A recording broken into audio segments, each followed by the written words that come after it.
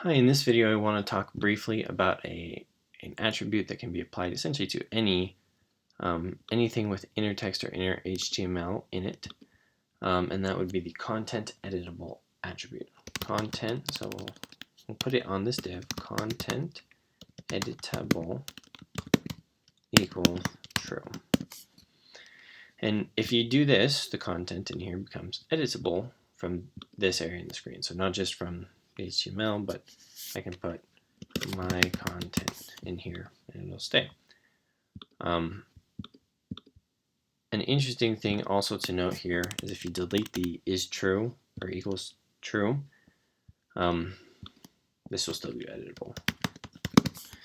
And that's because just having this here tells the browser enough information to where it understands you want the content to be editable. So that's a handy thing.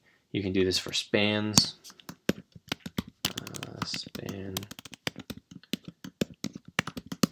divs, paragraphs, content editable, my span.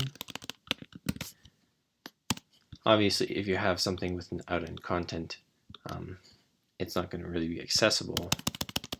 So getting a hold of this span is going to be tough. Can't really click on it.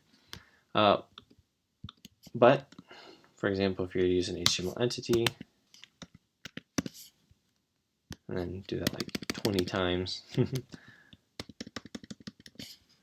Oh, I'm sorry. It should be non-break space. Then you might actually be able to get away with having an empty thing.